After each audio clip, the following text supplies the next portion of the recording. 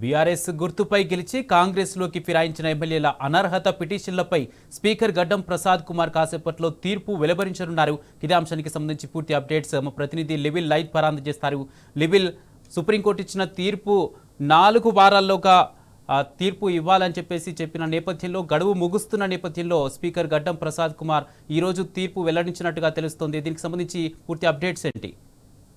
వాళ్ళ బీఆర్ఎస్ పార్టీపై గెలిచి కాంగ్రెస్ పార్టీలో చేరిన 10 మంది ఎమ్మెల్యేలకు సంబంధించి స్పీకర్కు అనేక సందర్భాల్లో ఫిర్యాదు చేశారు. స్పీకర్ విచారణ చేయాలని చెప్పినప్పుడు కూడా విచారణ చేయకపోగా అప్పుడు హైకోర్టును ఆశ్రయించారు. హైకోర్టులో వాదోపవాదం జరిగాయి. హైకోర్టు నుంచి సుప్రీంకోర్టుకు వెళ్ళారు. సుప్రీంకోర్టులో BRS working president KTR petition దాఖలు చేశారు. సుప్రీంకోర్టులో పిటిషన్ సందర్భంగా సుప్రీంకోర్టు సిజేఐ ధర్మాసనం కీలక వ్యాఖ్యలు చేసింది. ఒక డెడ్ లైన్ విధించింది. ఖచ్చితంగా గడువులోపు నిర్ణయం తీసుకోవాలి, లేదంటే మేమే నిర్ణయం తీసుకోవాల్సిన అవసరం ఉంటుందని చెప్పిన నేపథ్యంలో స్పీకర్ కార్యాలయం కొంత వేగం పెంచింది. స్పీకర్ కార్యాలయాన్ని పూర్తిగా తప్పుపట్టింది. మీరు గడువు అంటే ఎన్ని రోజులు, నెల, 2 నెలలు, 3 నెలలు, ఇలా సంవత్సరాల కొద్దీ చేయడం ఏంటని కూడా ఈ సందర్భంగా స్పీకర్ కార్యాలయాన్ని సుప్రీంకోర్టు సిజేఐ ధర్మాసనం అసహనం వ్యక్తం చేసిన నేపథ్యంలో స్పీకర్కు ఎలాంటి విచక్షణ రహిత రాజ్యాంగం ఉండదు, ప్రత్యేక రాజ్యాంగం అంటూ ఏముండదు. ఖచ్చితంగా రాజ్యాంగానికి లోబడే స్పీకర్ వ్యవహరించాల్సిన అవసరం ఉంటుంది. ఆ స్పీకర్ ప్రత్యేక ట్రిబ్యునల్ అయినప్పటికీ అత్యున్నత న్యాయస్థానం సుప్రీంకోర్టు ధర్మాసనం ఆర్టికల్స్ ఉన్నాయి, ఆర్టికల్స్ ప్రకారం వినాల్సిందని తేల్చి చెప్పిన నేపథ్యంలో స్పీకర్ కార్యాలయం వేగవంతంగా విచారణ చేపట్టారు. అందులో భాగంగా తెల్లం వెంకట్రావు, బండ్ల కృష్ణమోహన్ రెడ్డి, ప్రకాష్ గౌడ్, అరకెప్పుడు గాంధీ, ఈ 5 ఎమ్మెల్యేలకు సంబంధించిన విచారణను వారికి సంబంధించి ఎవరైతే పిటిషన్ దాఖలు చేశారో ప్రధానంగా కేపీ వివేకానంద, పల్ల రాజేశ్వర్ రెడ్డి, కల్వకుంట్ల సంజయ్, చింత ప్రభాకర్, కల్వకుంట్ల సంజయ్ ఇటు ప్రకాష్ గౌడ్తో పాటు అరకెప్పుడు గాంధీకి ఇద్దరిపైన కూడా పిటిషన్ దాఖలు చేశారు. వీరు 4 కూడా క్రాస్ ఎగ్జామినేషన్ చేశారు. ఎమ్మెల్యేల అడ్వకేట్ల సమక్షంలో క్రాస్ ఎగ్జామినేషన్ సందర్భంగా అనేక ఆధారాలను బీఆర్ఎస్ పార్టీ తరఫున స్పీకర్కి అందించారు. స్పీకర్ కార్యాలయానికి వచ్చారు, స్పీకర్ అడ్వకేట్లకు కూడా అందించారు. కానీ ఇవాళ విచారణ నేపథ్యంలో సుప్రీంకోర్టు ఒక గడువు బిగించింది. 3 నెలల గడువు ఉంది. 3 నెలల లోపు మీరు ఏదో ఒక నిర్ణయం తీసుకోవాలి, లేకపోతే కోర్టు కంటెంప్ట్ కిందకి వస్తుంది. స్పీకర్ ఇక్కడికి రావాల్సి ఉంటుంది.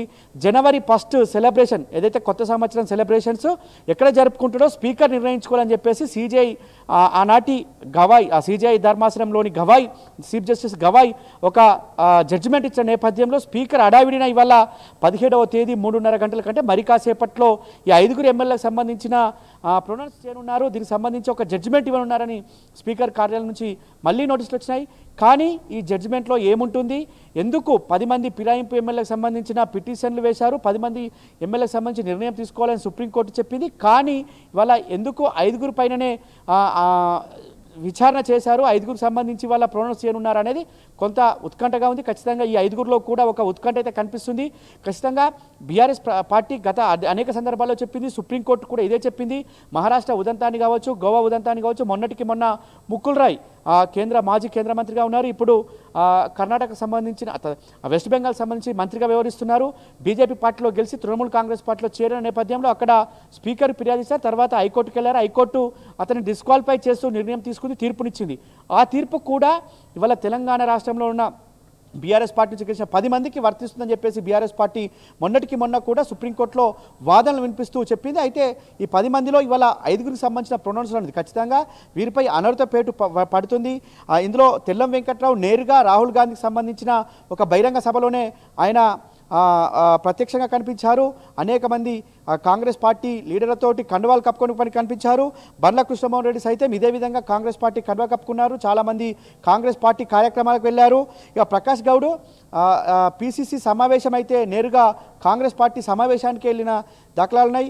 వారికి సంబంధించిన జైన్ రోజు నాటి కాంగ్రెస్ పార్టీ హ్యాండిల్కి సంబంధించిన ట్విట్టర్ అకౌంట్స్ కూడా బీఆర్ఎస్ పార్టీ అటు సుప్రీంకోర్టు సబ్మిట్ చేసింది, వాళ్ళ స్పీకర్కి సంబంధించి కూడా సబ్మిట్ చేసింది. అరకెప్పుడు గాంధీకి వాళ్ళ ప్రధాన ప్రతిపక్ష పార్టీకి ఇవ్వాల్సిన పిఎస్సి చైర్మన్ అరకెప్పుడు గాంధీకి ఇచ్చి జాయిన్ చేసుకున్నారు. అరకెప్పుడు గాంధీ కూడా అనేక సమావేశాల్లో కాంగ్రెస్ పార్టీ నిర్వహించిన సమావేశాల్లో పాల్గొన్నారు. అరకెప్పుడు గాంధీ పైన కూడా అనేక ఆధారాలు ఇవాళ స్పీకర్ సమర్పించారు, సుప్రీంకోర్టు సమర్పించారు. ఈ నేపథ్యంలో ఖచ్చితంగా వీరు 5 పైన డిస్క్వాలిఫై అవుతారు. అక్కడ ఉప ఎన్నికలు వస్తాయనే ఊహాగానాలు అయితే ఖచ్చితంగా వస్తున్నాయి. ఖచ్చితంగా మరి కాసేపట్లో ఏదైతే స్పీకర్ ఇచ్చే తుది తీర్పు ఏదైతే ఉందో ఖచ్చితంగా వారికి వ్యతిరేకంగా వస్తుందని చెప్పేసి మాత్రం చెప్తున్నారు. కానీ ఒకవేళ స్పీకర్ ఎందుకు 10 మంది సంబంధించిన తుది తీర్పు వెల్లడించాలి, 10 మందికి సంబంధించి విచారణ జరిగింది, ఎందుకు ఈ విధంగా కేవలం 5గురిది మాత్రమే ఇవాళ ఆర్డర్ ఇస్తున్నారనే దానిపైన కొంత అనుమానాలు వ్యక్తమవుతున్నాయి. న్యాయ నిపుణులు కూడా అదే చెప్తున్నారు. కావాలని అధికార పార్టీకి ఒత్తిడికి స్పీకర్ లొంగినట్లేనా అనే కూడా ఒక అనుమానం వ్యక్తమవుతుంది. ఖచ్చితంగా ఒకవేళ ఇదే విధంగా స్పీకరు అధికార పార్టీకి లొంగినట్టయితే ఖచ్చితంగా సుప్రీంకోర్టును ఆశ్రయిస్తాం. సుప్రీంకోర్టులో దీనిపై మళ్ళీ మేము విచారణ కోరుతాం. గతంలో ఏ విధంగా అయితే సుప్రీంకోర్టు ఆర్డర్స్ ఇచ్చిందో ఆర్డర్స్కి అనుగుణంగా రాకపోతే ఖచ్చితంగా మేము మళ్ళీ సుప్రీంకోర్టు తలుపు తట్టుతాం. ఈ ఎవరైతే 10 మంది పార్టీ ఫిరాయింపు చేశారో వారిపై అనర్థ వేటు పడే వరకు కూడా మేము న్యాయ పోరాటం చేస్తామని చెప్పారు ఇవాళ.